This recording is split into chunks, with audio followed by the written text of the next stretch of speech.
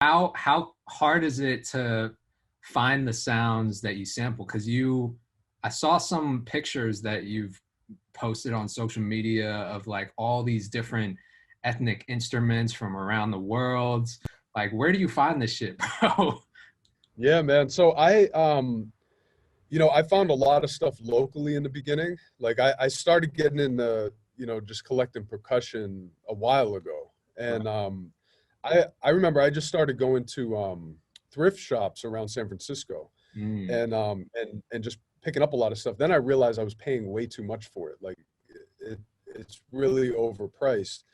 Then I started At like the going to thrift Guitar shops? Center. They had like, yeah, the thrift shops. They are actually overpriced. Maybe it's just a San Francisco thing, Yeah. but I ended up paying a lot for it. And then I went to Guitar Center and picked up some of the stuff they had there. And it's pretty limited what they have.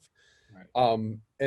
And when I took a trip to in 2017, I took a trip to Tunisia in Northern Africa, and I went to Algeria in Northern Africa, and I went through the thrift. I don't know if they're called thrift stores, but like the different street shops around there, and I picked up a lot of like just weird percussion, like handmade stuff.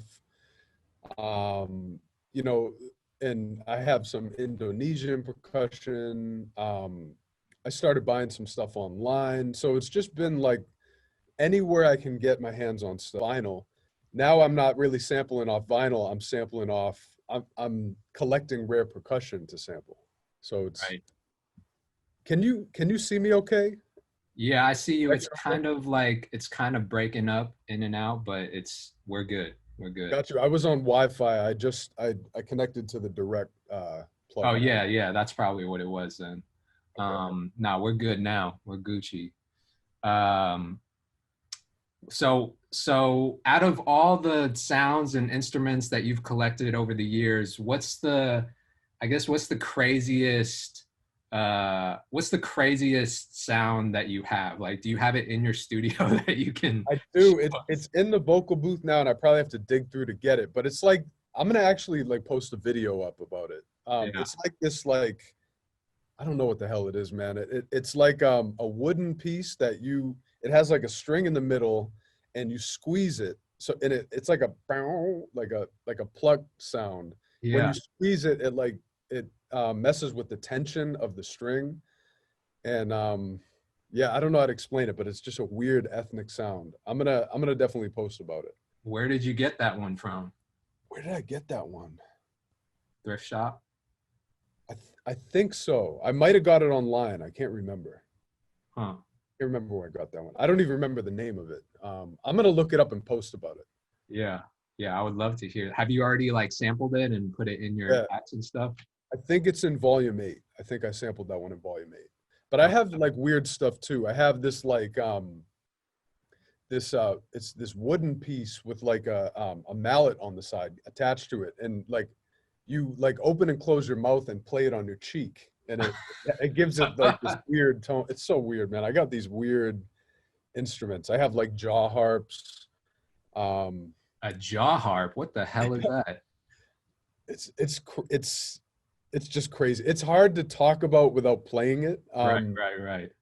I have this thing that's like it's like this wooden turtle attached to the string and this wooden pole that when you turn it, it has like this clicky sound.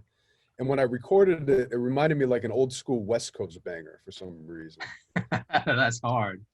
There's That's all these dope. weird little instruments I've been collecting, man. But I just say to anyone who wants to collect, just collect weird shit and just play with it, have fun. There's really no limits. Like there's just so much you can do with collecting sounds no one's heard. There's just so much you can do with it to incorporate into your sound. Yeah. And then shit, they can make their own drums that knock sample packs. Or make their own sample pack, not drums that knock, but Yeah, something. exactly. Exactly. Yeah, Yeah, fucking lawsuit from Decap. yeah. Um, so what was the craziest song? What was the biggest song that you've heard your drums? You were like listening to it and you were like, "Holy shit, that's my sound or that's my snare." Yeah, I'm trying to think. Like the first time I heard a track that the first time I heard a track, a big song that sampled drums that knock was, it was like right after I released it. Is this guy Niall Horan? He put out a song called "Slow Hands." I think he's from One Direction or something like that. And Oh yeah, yeah. I was like, is that dude from One Direction? yeah, Okay. yeah, yeah. He put out that song "Slow Hands," and it was big on the radio that summer. And it was just like the bump, bump, bump, woo, and that woo is me. I just recorded that on the H5 in this room, just and threw it on a kit, and it ended up on the radio. So from there, I've a lot of times people will DM me and just send me like, oh, I heard your sound or your shout or your snare in this track, and they'll send me a link. So, since then it's been on like Jay-Z, on Beyonce, Meek Mill, Eminem, Logic, all over the place. And I'm at the point now where I can't always tell when, people use the drums, but it's kind of taken on like a part of music. Like I think like, That's got to a part. still feel like good though, right? It's got to still feel crazy when you hear a sound that you made or that you recorded in that room being played on this huge record. That's still like even years after, right? It's still got to feel pretty fucking cool. In the beginning it was a trip. It was just like, holy shit, like this is it's getting out there. Yeah. And as time goes on, like I'll be listening on Spotify, just like listening to new music, because I try to keep up on like new releases. And I'll just hear my shout come out of nowhere. I'll be like, oh, whoa. And other times I'll put a song aside, I'll save it, and I won't know why. I'll just be like, yo, I like the sound. And then I'll go back and be like, yo, that's totally from Drums and Knock Volume 4 Yeah. or something. So it's kind of like I feel like my sound has kind of blended in with what's happening now. So it's not as like alerting. It's kind of like just a part of the landscape. Yeah. So it's cool though. It feels rewarding, and I appreciate it. And more than anything, I love, putting out stuff that the producer community finds valuable. And I love getting messages saying, hey, your drums changed my production and took it to the next level. Like that always feels good.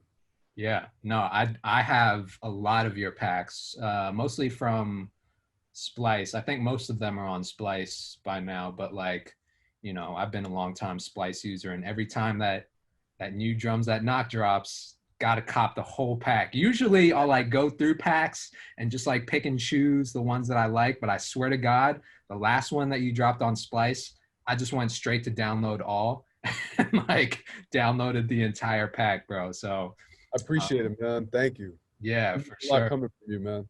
No, for sure.